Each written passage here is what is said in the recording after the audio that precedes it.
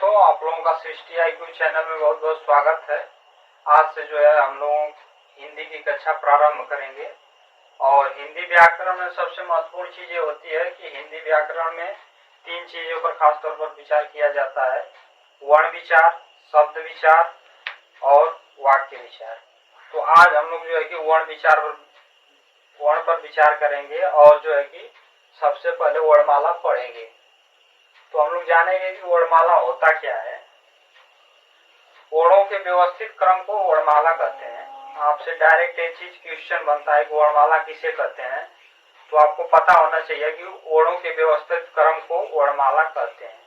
फिर ये क्वेश्चन बनता है कि वर्ण क्या होता है, वर्ण किसे कहेंगे। तो आइए जानते हैं वर्ण किसे कहेंगे। भाषा की सबसे छोटी इकाई ध्वनि या वर्ण है, यानी कि भाषा की जो सबसे छोटी इकाई होती है, जो हम लोग उच्चरित करते हैं या बोलते हैं, तो उसको ध्वनि बोलते हैं। तो भाषा की सबसे छोटी इकाई ध्वनि या वर्ण है। वर्ण यानी कि लिखित रूप। वही चीज यहाँ बताया गया है कि ध्वनि वर्ण का उच्चरित या कथित रूप है, जिसको हम लोग बोलते हैं। तो उसका ध्वनि जो है कि वर्ण का उच्चरित या कथित रूप है, और वर्ण जो है कि ध्वनि का लिखित रूप है, और जो वर्ण होता है हम लोग जो बोलते हैं उसका लिखित रूप होता है।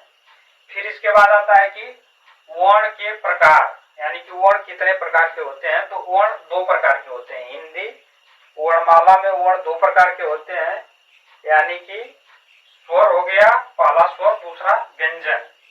तो सबसे पहले हम लोग जो है कि स्वर के बारे में जानेंगे। हिंदी वर्णमाला में स्वर काफी इंपॉर्टेंट होता है। तो देखते हैं स्वर किसे कहते हैं।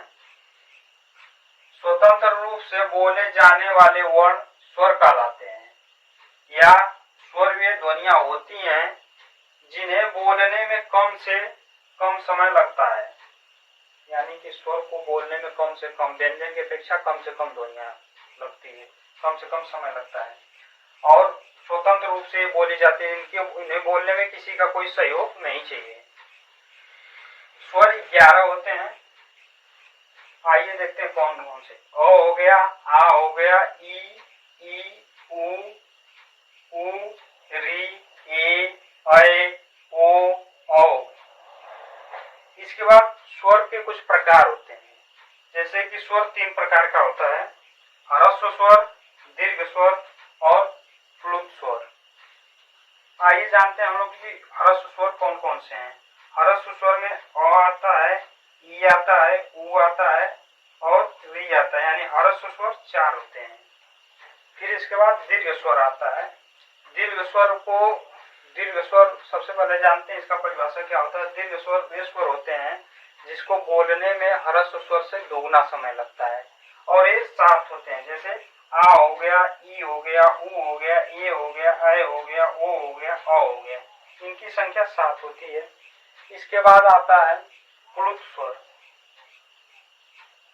प्लुत स्वर वो होते हैं जैसे कि राम, राधा, ओम। जो ये सकार के अक्षर बनाया गया है, ये प्लुत स्वर की निशानी है। जैसे कि इसमें थोड़ा सा हम लोग खींच के बोलते हैं, जैसे राम, ओम, राधा। इसका खास तौर पर प्रयोग वहां किया जाता है जैसे किसी को पुकारने में या किसी नाटक वगैरह में इसका प्रयोग हम लोग करते हैं। आगे आता है हम लोग की मूल स्वर। मूल स्वर किसे कहते हैं। मूल स्वर 4 होते हैं। अ, ई, उ और री। ये जो है कि ह्रस्व स्वर को ही मूल स्वर कहा जाता है। फिर इसके बाद आता है संयुक्त स्वर। संयुक्त स्वर भी 4 होते हैं। ए, ऐ, ओ, औ।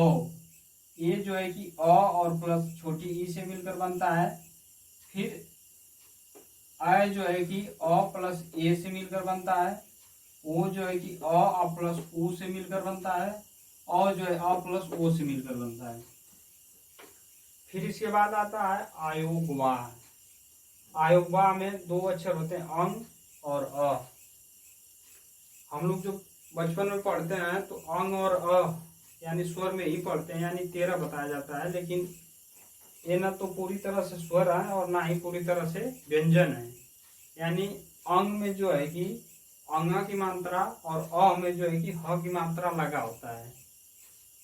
तो ये ना ही पूरी तरह से स्वर है, ना ही पूरी तरह से व्यंजन है। अयोगवा जो है कि अंग को अनुस्वार बोलते हैं, अ को विसर्ग बोलते हैं। और इसके बाद हम लोग जो है कि स्वर को उच्चारण के हिसाब से जानेंगे कि कहाँ कहाँ से इसका उच्चारण स्थान जो है कि जब हम इसको बोलते हैं तो हमारी प्राण वायु जब निकलती है तो इनको बोलते समय हमारे किस स्थान को स्पर्श करती हुई बाहर आती है, उसी के बारे में जानेंगे। वर्ण और इसका उच्चारण स्थान। अ और आ को कंठ से बोलते हैं। फिर इसके बाद आता है ई को तालु से बोलते हैं। उ को ओष्ठ से बोलते हैं। री को मूर्धा से बोलते हैं। ए और अ को कंठ और तालु से बोलते हैं। ओ और अ को कंठ और ओष्ठ से बोलते हैं। फिर इसके बाद कुछ चीजें शार्ट में जो कि काफी महत्वपूर्ण है उसको बता देते हैं। एग्जाम की दृष्टि से भी ये महत्वपूर्ण है क्योंकि डायरेक्ट पूछता है कि स्वर कितने होते हैं, 11 होती है। मूल स्वर कितने होते हैं, 4 होते हैं। ह्रस्व स्वर कितने होते हैं, 4 होते हैं। दीर्घ स्वर कितना होता है, 7 होता है। संयुक्त स्वर कितने होते हैं, 4 होते हैं।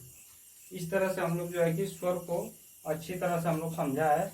अब अगला वर्ण जो है हमारा व्यंजन है, तो व्यंजन के बारे में जानते हैं। दोस्तों हम लोग देखते हैं कि व्यंजन क्या होता है। स्वर की सहायता से बोले जाने वाले वर्ण व्यंजन कहलाते हैं। प्रत्येक व्यंजन में अ स्वर मिला होता है। अ के बिना व्यंजन का उच्चारण करना संभव नहीं होता है। प्रत्येक व्यंजन में दोस्तों स्वर अस्वर मिला होता है। बिना अस्वर के हम लोग उसका उच्चारण नहीं कर सकते हैं। इसलिए जो है कि स्वर व्यंजनों का उच्चारण करना स्वर की अपेक्षा ज्यादा समय लगता है।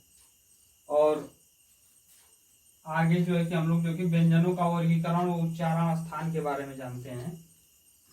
तो सबसे पहले आता है स्पर्श व्यंजन या वर्गीय व्यंजन। इसमें हम लोग क से लेकर म तक का अध्ययन करेंगे, क्या होता है इसको जानेंगे। क से म तक जो है कि सबसे पहले इसको हम लोग जो है कि 5 वर्ग में बांट देते हैं। इसको क वर्ग, इसको च वर्ग, इसको ट वर्ग, इसको त वर्ग, इसको प वर्ग बोलते हैं। और इसीलिए जो है कि और हर एक वर्ग में 5-5 व्यंजन होते हैं, अक्षर होते हैं। इसीलिए हम लोग इसको जो है कि वर्गीय व्यंजन बोलते हैं। इसलिए जो है कि इसको हम लिख देते हैं। देखिए क वर्ग,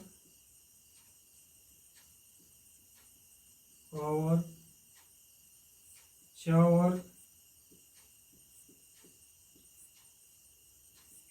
ट वर्ग, त वर्ग, प वर्ग।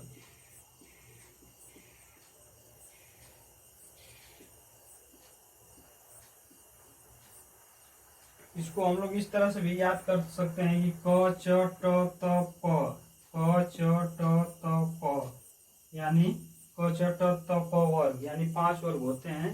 और जैसे कि एग्जाम में क्वेश्चन डायरेक्ट बन जाता है, मान लीजिए कि पूछ देगा कि इसमें से कौन सा क वर्ग का है, तो क वर्ग का मान लीजिए 3 इसमें से दे दिया और 1 इसमें से उठा के पूछ देता है, तो आप लोगों को अच्छे ढंग से जो है कि ये याद होना चाहिए कौन सा किस वर्ग का है।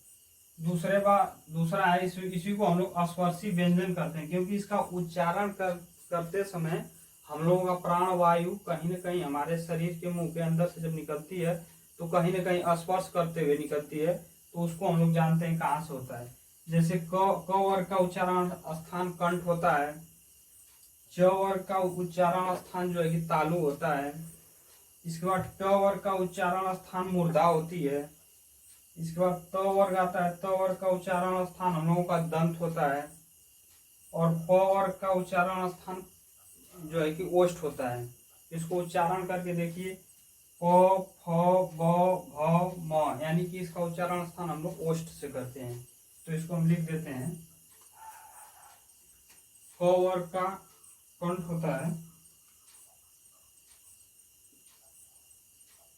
कंठ। च वर्ग का च छ ज झ इ, यानी कि इसका तालु होता है। इसको तालब भी बोलते हैं।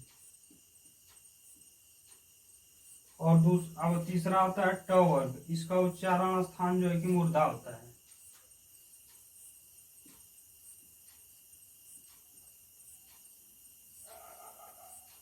फिर आता है त वर्ग। त वर्ग का उच्चारण स्थान जो है कि दंत होता है।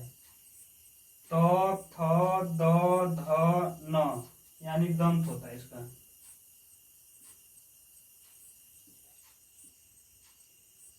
इसके बाद आता है प वर्ग। इसका उच्चारण स्थान जो है कि ओष्ठ होता है। प, फ, ब, भ, म, ओष्ठ। और इसीलिए हम लोग इसको स्पर्शी व्यंजन बोला जाता है, क्योंकि इसका उच्चारण करते समय कहीं न कहीं से स्पर्श करते हुए जो है कि हमारी प्राणवायु निकलती है। और इनकी संख्या, इसको स्पर्शी व्यंजन बोलते हैं। स्पर्शी स्पर्शी व्यंजन, और इनकी संख्या 25 होती है। फिर इसके बाद हम लोगों की आता है अंतस्थ व्यंजन। अंतस्थ व्यंजन में य, र, ल, व आते हैं। और इसके बाद आता है ऊष्म व्यंजन या संघर्षी व्यंजन। स, मूर्धन्य स, ह। बड़ा वाले स का उच्चारण स्थान जो है कि तालव्य होता है। इसके बाद मूर्धा होता है, मूर्धन्य सा का मूर्धा होता है श। इसके बाद इसका दंत होता है स, और ह का उच्चारण स्थान कंठ होता है। फिर इसके बाद आता है संयुक्त व्यंजन। संयुक्त व्यंजन का मतलब होता है कि दो अक्षरों के मेल से बना हुआ व्यंजन ही संयुक्त व्यंजन होता है। तो इसमें छ, त्र, ज्ञ और स्र आते हैं। छ का जो है कि स्वर रहित क और प्लस मूर्धन्य स से मिलकर छ बनता है। त्र का जो है कि स्वर रहित त और र से मिलकर त्र बनता है। ज्ञ का जो है कि स्वर रहित ज और य से मिलकर बनता है। और स्र का जो है कि तालव्य स, स्वर रहित तालव्य स और र से मिलकर बनता है। फिर आते हैं हम लोग द्विगुण व्यंजन या नए वर्ण ड और ढ। इस तरह से व्यंजनों की संख्या 33 हो जाती है, यानी कि 25 ए 4 अंतस्थ व्यंजन, 25 4 29 हो गया, और 4 जो है कि ऊष्म या संघर्षी व्यंजन। 25 4 29, 4 29 4 33, 33 व्यंजनों की संख्या 33 हो जाती है। 4 संयुक्त व्यंजन हो जाते हैं, तो 33 4 37 हो गया। आज द्विगुण व्यंजन ले लेंगे तो हम लोगों का हो जाता है 37 और 2 39। और इसके बाद फिर आता है कि 2 अयोगवा मिला देते हैं तो 41 हो जाता है। और 11 स्वर मिला लेते हैं तो हम लोग का 52, कुल वर्ण 52 हो जाते हैं। यानी स्वरों की संख्या 11, अयोगवा 2, व्यंजन 33, संयुक्त व्यंजन 4, द्विगुण व्यंजन 2, और टोटल मिला देने के बाद जो है कि इसकी संख्या 52 हो जाती है। तो हम लोगों ने आज जो है कि वर्णमाला पढ़ा। वर्णमाला में जाने कि वर्ण क्या होते हैं, फिर इसके बाद जो है कि वर्ण कितने प्रकार के होते हैं, स्वर क्या होता है, व्यंजन क्या होता है, स्वर में जो है कि ह्रस्व स्वर क्या होता है, दीर्घ स्वर क्या होता है, प्लुत स्वर क्या होता है, संयुक्त स्वर क्या होता है। फिर इसके बाद जो है कि हम लोग व्यंजन जाने। व्यंजन में जो है कि स्पर्श व्यंजन या वर्गीय व्यंजन, फिर अंतस्थ व्यंजन, ऊष्म संघर्षी व्यंजन, संयुक्त व्यंजन, द्विगुण व्यंजन। इस तरह से हम लोगों को अच्छे ढंग से जो है कि व्यंजन को हम लोगों ने कंप्लीट किया है। तो आज के लिए इतना ही, धन्यवाद।